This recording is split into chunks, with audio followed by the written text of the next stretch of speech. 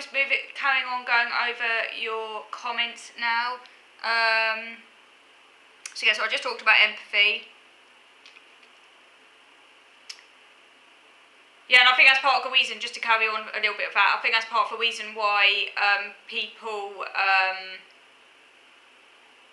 there's been this move now to kind of say that autistics don't struggle with empathy, or that even that is like hyper-empathy.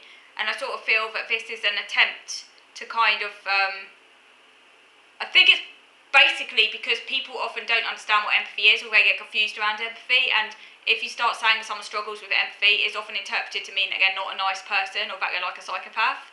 But that's kind of like a popular understanding, and obviously if you're looking at it from a psychological looking at it psychologically, or how what empathy is actually multifaceted, and it's not one thing. So someone could have an empathy disorder and not be a psychopath. The two are not synonymous. Because psychopaths actually do have empathy. People often say, oh, psychopaths don't have empathy. That's not quite correct. Just as it's not correct to say that autistics completely lack empathy. Both groups have empathy, but they have different types of empathy. A psychopath has cognitive empathy, so they can do the theory of mind thing. They can access someone else's thoughts and feelings to manipulate them. So basically, in a sense, they're kind of intellectually understanding, because the cognitive bit is the intellectual ability to understand someone else's thoughts and feelings. And a psychopath intellectually understands what someone else is thinking or feeling, and they use that to their advantage, but they don't experience any emotion associated with that. Their emotions are completely switched off. It's cold. It's a cold computation, a cold analysis of what someone else is thinking or feeling, in order to then set out to harm them. Because not only do they have this great ability to get in someone else's head without feeling, they also are cold and callous. If they could just get into someone else's head but they didn't have any emotions, it wouldn't be a bad thing. They would just be a kind of cut-off person. But it's the additional aspect of being cold, of being callous, and wanting to cause harm, a kind of desire to control, a desire to hurt others, is what makes a psychopath dangerous. Whereas, like, an autistic person also struggles with empathy, but in the autistic person is that they struggle to understand what someone else is thinking or feeling. So it's the understanding bit which is diminished, but the affective bit, the ability to care about others and to have a normal range of emotions, is fully intact. So that's the main difference. Obviously there are exceptions to that, and Simon Cohen actually talks about this in 0 Degrees. He actually says that for some autistics are also diminished in affective empathy, so they will have impaired theory of mind and affective empathy, but that won't make them a psychopath, because it would just mean that they might kind of like, they might be more likely to prone to antisocial behaviour, maybe, I think he says, and like maybe because they're cut off emotionally as well, so they might be more prone to being rather antisocial or using others like objects, but because they lack theory of mind, they won't be able to use that to any kind of, in a sort of dangerous way like a psychopath would, sort of thing. But yeah, anyway.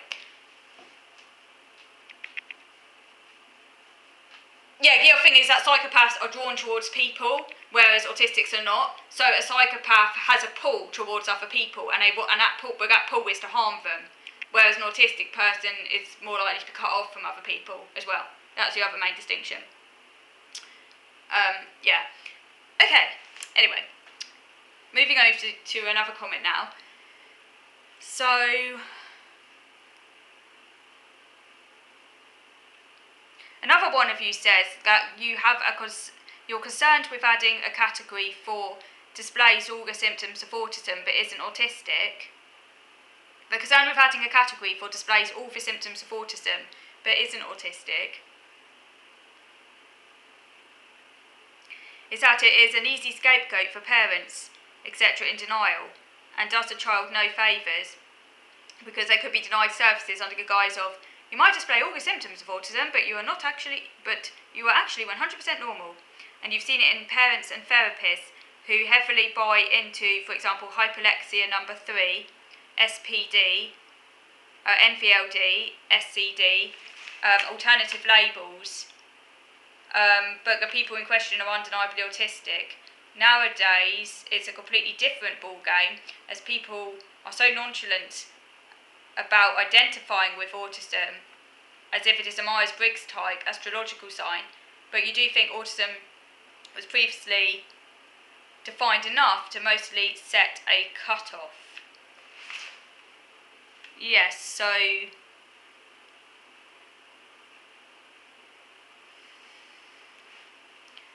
yeah, there is that danger, I suppose. So obviously, more research is needed to be done into that. It's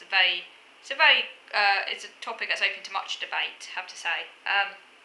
Another one of you says, it strikes me that those who lean very heavily into the social model argument seem to not properly take into account the fact that impairments have to be present across multiple domains, home, social life, work, etc., in order to be diagnosed autistic.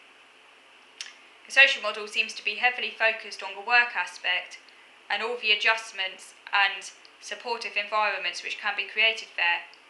This perhaps is an indicator that this approach best serves a minority of autistics in work.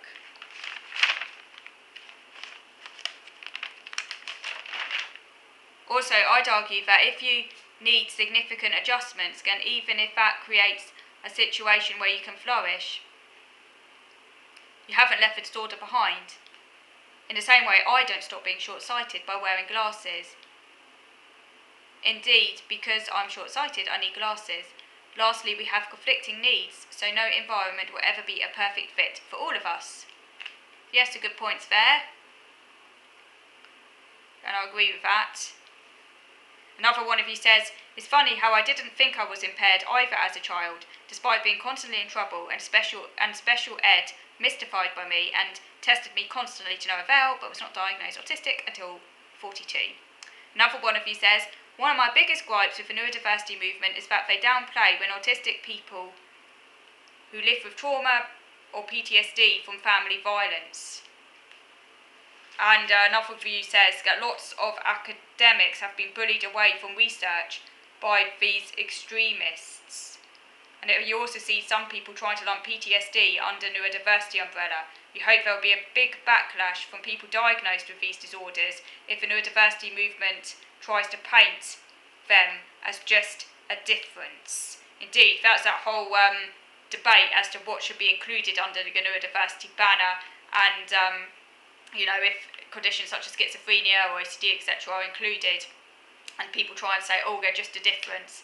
Obviously, that's going to be deeply offensive, but then if they exclude all of those conditions and keep it very, very narrow, then that doesn't erase these issues either, because then you're implying that autism is just a difference. And is autism just a difference when it can be deeply distressing in and of itself? And neurodiversity will be keen to say, oh, that's just caused by comorbids. But obviously that's a massive controversy as well, which I won't go into now. But it does get very, very messy. What do you include, what do you not include? There are problems with either approach. Okay, I'm going to stop now, but I will come back to this at another time. So thank you for watching.